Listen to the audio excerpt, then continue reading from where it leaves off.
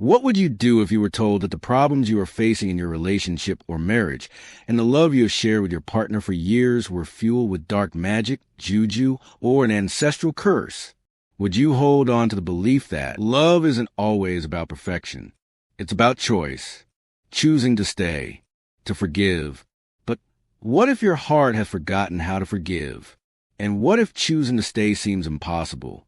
Today's tale is one of love, forgiveness, and the realities we often dismiss as village myths that often come back to haunt us. Welcome to African Tales by Kez. It began on a cold, rain-speckled February evening in Shoreditch, London. A converted warehouse buzzed with students, creatives, and fashion lovers gathered for a university exhibition. The air smelled of wet wool and ambition. Halogen lights bathed the runway in an unnatural glow. Amanda Okoro stood backstage, fingers trembling slightly as she adjusted the collar on her final model's Encore bomber jacket. She was a Nigerian student from Anambra, and tonight was the first time the world, this Western world, would see her vision, streetwear, deeply rooted in her heritage. As the model strutted onto the runway, a hush fell, then came whispers, then applause, amidst a sea of polite claps and clinking wine glasses. Someone clapped just a little too loudly. That was electric. You made wax print look like rebellion. Came a voice after the show. Amanda turned. A man with soft brown eyes and a rugged stubble stood before her. Daniel. He introduced himself, holding out his hand. Architect and an admirer of greatness. Daniel was a charming, easygoing British architect from Manchester who was a special guest at the event. Amanda smirked. Amanda, designer and fan of compliments. They talked and talked some more. The night dissolved into a haze of shared jokes, arguments about colonial architecture, and her dream to blend tradition with modern grit. She told him about her grandmother's looms in Auca and how they hummed like lullabies when she was little. He listened, not just with ears, but eyes and soul. Soon, it was Friday dinners, Sunday markets, and weeknight jazz clubs in Soho. Amanda fell for his quiet humor, the way he always asked about her mother, and how he never flinched when she ranted about stolen cultures. Daniel adored her fire, the drama in her designs, and the strength behind every stitch. You don't just design clothes, Amara. You sew stories, he whispered softly, holding her hand, while tracing her fingers, and looking deep into her eyes like his soul was pulled by the ancestral beauty of hers. He was madly in love with her. It felt so strong and natural. Every man who meets Amara would definitely be drawn to her grace and poise, he thought. But it was more than that. It was prophecy waiting to be fulfilled. A year passed. He proposed in Edinburgh, on the hill overlooking the castle, with a ring carved with Nsibidi patterns. I had it custom-made, he said. I wanted something that spoke your language, even if I barely can. Amara's heart was filled with joy and excitement. Her eyes began to lit up quickly, like the sunrise at dawn. She admired his creativity, his thoughtfulness, his charm. She said yes. But Amanda had one request before the wedding. You must meet my family in Nigeria. Daniel laughed. I'd go anywhere with you. Winter came, and so did the jingles of Christmas carols and wedding bells. They arrived in Auca, Nigeria, a week before Christmas. The air was hot, humming with crickets and gospel music drifting from transistor radios. Daniel sweated like a pot of hot steaming pepper soup. Amanda's mother, Mama Amy, greeted them at the gate with excitement and a hard stare. She was happy to see her daughter had returned home. She missed their occasional gossip while she braided her hair about their neighbor's church and the pastor who flogs his members whenever they come late to church service. But she was also discontent with the choice of man she had chosen as a husband. This white man wants to marry my daughter, she said in Igbo, arms crossed. Amanda chuckled nervously. Mummy, he can hear you. Good, Mama said. Let him hear my doubts. Daniel bowed low, held out a gift of yams, and greeted her in Igbo. mispronouncing each word terribly. Chinik gozi yenu. Mama Amy laughed until she coughed. You are lucky I believe laughter is medicine. That week was a whirlwind. There was the Igbanku rehearsals before the wedding where Daniel danced awkwardly. The village kids mocked him. Then he joined them, teaching them the moonwalk. That same day, he brought yams and knelt to greet her uncle. Eventually, Mama softened, not because he was perfect, but because Amanda's eyes sparkled whenever he was near.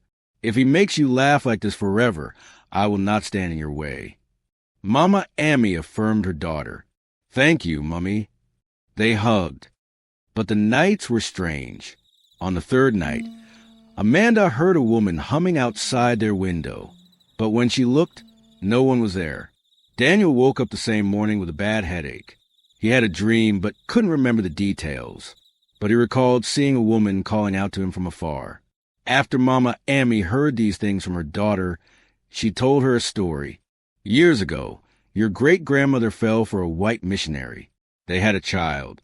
But the man left, and she died broken. With her last breath, she said this: if my blood crosses the oceans and finds love, it must learn to swim or will drown. Amanda shivered. Is this a warning? Mama only shrugged. It's a story. But the humming returned the next night, and a shadow passed their doorway. By morning, Daniel woke with a fever. Old spirits test new unions, said Uncle Ibe, a village elder. Love must pass through fire to shine.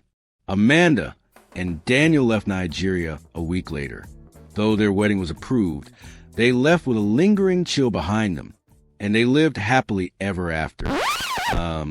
Not exactly. 3 months into their marriage, London felt colder and things began to shift. Daniel stayed late at work. He was distant. One evening, Amanda found a scent on his jacket, vanilla and musk. Not hers. When she approached him about it, he shrugged it off. It's probably someone at the office. I was hugging everyone after the pitch. Daniel blurted dismissively, but Amanda's gut knew better. Weeks later, while tidying his study, she found a photo, a printed selfie. Daniel, his best friend Liam, and a woman between them. Holding Daniel's waist too intimately, Amanda picked up the picture and walked to Daniel. Who is she, Daniel? Daniel, pierced with shock, was silent for a while. It was before you, I swear, but she's pregnant. Amanda's eyes expanded like a balloon inflated with hot air. And you're the father? He nodded, with his eyes full of guilt. Amanda left the house that night. The rain felt like the sky was grieving. She moved in with her friend Ellis in Hackney.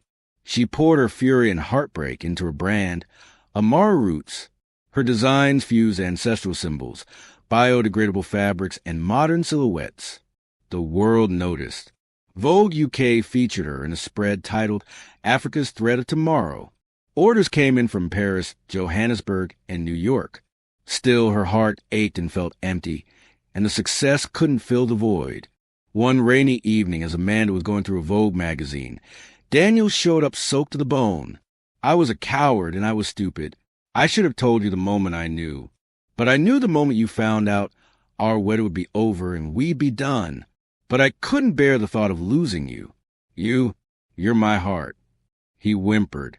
Amanda's eyes started tearing up as though someone was slicing onions in the living room, but she held the tears in. You're also someone's father now, she said, her eyes hollow. Daniel nodded. Yes, and I'll be there for the child. But I also want to build a life with you. Not out of guilt, but out of love. The tears began to fall uncontrollably. Not because she was weak, but because she loved him and forgiveness felt heavier than anger. They held each other, the kind of hold that doesn't fix things, but promises to try. She took him into her hands slowly. They both cried in a tight, clutched embrace. They went to therapy. They didn't pretend. They did the hard work. 3 years later, Amanda stood before Amara Roots HQ, her flagship store in London. Daniel stood beside her, holding their baby, Ada Rose, wrapped in soft blue cotton shawl, designed with native African crafts. His daughter from the past, Lily, visited on weekends. Amanda taught her how to say bia and eat jollof without stew. Their family was unconventional. Some may say messy, but it was beautiful. One ominous evening, Daniel fell ill and collapsed. Amanda screamed so loud the neighbors rushed in. It was a sudden stroke. She rushed him to the hospital. He survived, but wasn't fully recovered. He struggled to speak, to eat, and to walk. He is a fighter, a strong man, and he is improving drastically, said the doctor to Amanda. He may recover fully someday, but we can't guarantee anything at this point. Amanda became his voice, his anchor. She dressed him, fed him, read him stories in Igbo and English, played their wedding song as he tried to hum along. One evening, sitting inside her bedroom, she picked up her journal and wrote, "He loved me imperfectly. I forgave imperfectly. But somehow we found something perfect in the cracks. Love isn't always soft. Sometimes it limps. Sometimes it forgets the words. But when it stays, truly stays, it's enough." The sun dipped. The street grew dark and quiet. And in the shadows behind her, a faint whisper rose from her left ear to her right ear with a female voice in the Igbo tongue. "The debt is not yet paid." She closed the book and noticed something scribbled on the front cover of the journal. The letters were thick and black, like it was scribbled with a black fountain pen. "Give him to me. Learn to swim or drown holding on." She never wrote those words. They just appeared. If you enjoy our stories, please don't forget to like this video and subscribe to our channel. See you on the next one. Thank you.